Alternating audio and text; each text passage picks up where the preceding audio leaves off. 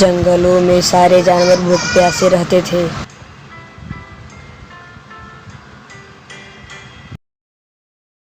एक दिन एक बंदर ने जानवरों से कहा, दोस्तों तुम्हें एक जरूरी बात बतानी है। कल मैं गांव के नजदीक के मंदिर में नारियल के टुकड़े के लिए गया था। एक साधु का वचन सुना, हमारी सारी बीमारियों का जड़ बहुत ज्यादा खाना है, इसीलिए महीने में एक बार उपवास रखे तो सेहत के लिए अच्छा होता है। सियार ने पूछा, उपवास वह क्या होता है, कहाँ मिलता है, वो देखने में कैसा है? बंदर ने कहा, उपवास का मतलब है कुछ भी खाए बिना रहना। ऐसा करने से हमारे पाचन शक्ति को आराम मिलता है। ऐसे करना हमारे सेहत के लिए फायदेमंद होता है। सुबह से शाम तक खाए बिना रहना, इसे ही उपवास कहते हैं। खरगोश ने कहा, देर किस बात की, अभी शुरू कर देते हैं। भालू ने कहा, आज ही तो बताया है, आज पेट भर खा लेते हैं, कल उपवास कर लेंगे, क्या बोलते हो? उस दिन सारे जानवरों ने जो मिला सो पेट भर के खाए।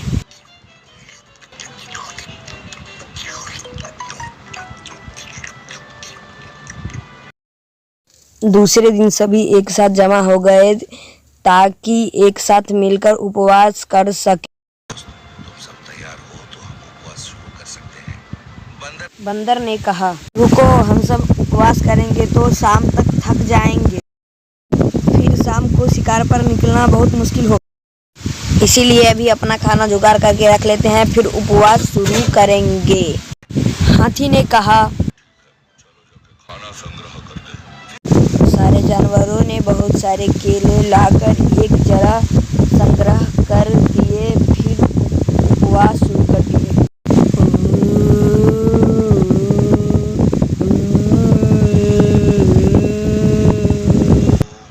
बंदर ने कहा, सारे दिन उपवास करने से बहुत जोरों का भूख लगता है, जैसे ही उपवास खुलेगा तो हम लड़ पड़ेंगे, इसीलिए जिसका जो हिस्सा है वो अपने पास रख ले, फिर उपवास शुरू करेंगे।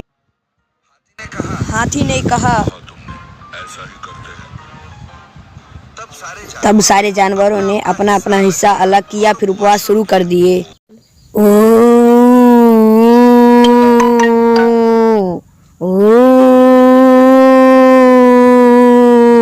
फिर बंदर ने कहा, दोस्त मेरा एक और सुझाव है, उपवास करने के बाद हम बहुत दुर्बल हो जाएंगे, जिससे हम खाना उठाना भी बहुत मुश्किल हो जाएगा, इसीलिए पहले से ही हाथ में हम एक केला पकड़ लेते हैं, मगर कोई खाएगा नहीं। सियार ने कहा, ठीक है, हर कोई केला हाथ में ही पकड़ के रखना, बिल्कुल खाना मत वरना उपवास भंग हो जाएगा, समझ गए?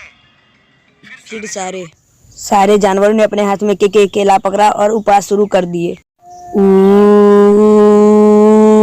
थोड़ी देर बाद बंदर ने कहा, दोस्त मैं बीच में बोल रहा हूँ, इसका मतलब बुरा मत सोचना।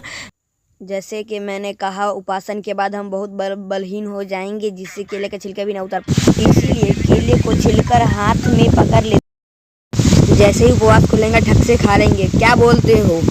खरगोश ने कहा, अरे बंदर, तुम तो बहुत बुद्धिमान हो और बहुत बड़े दूरदर्शी भी, जैसे तुम कहो, पर कोई केला खाएगा नहीं, क्यों? खाओगे तो उपवास टूट जाएगा। तब सारे जानवरों ने केला का छिलका उतारा और उपवास शुरू कर दिया। छिला हुआ केला देखकर बंदर को मुंह में पानी आ गया और सारे जानवर का भी यही हाल था।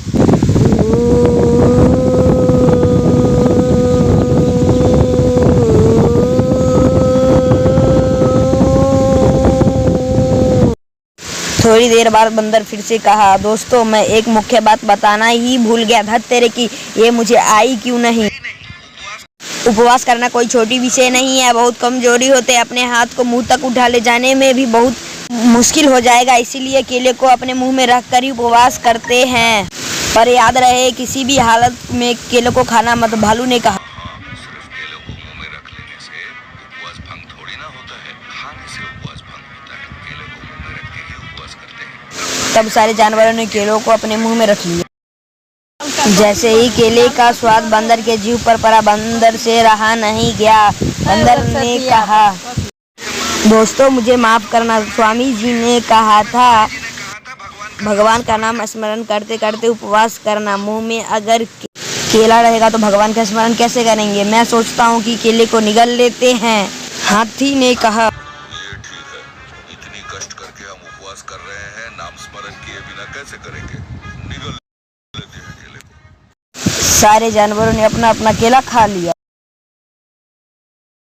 तब बंदर ने कहा, दोस्तों, इस उपवास के महाप्रयत्न से मैंने एक सीख जरूर सीख ली है। वह क्या है कि केले को ज्यादा देर तक मुंह में नहीं रखा जा सकता। यह तो सच है। यह कहकर सारे जानवर वहां से चले गए। तो बच्चों, कोई भी कार्य बिना धैर्य और निश्चय से किया जाए तो वह कार्य पूर्ण नहीं होता है।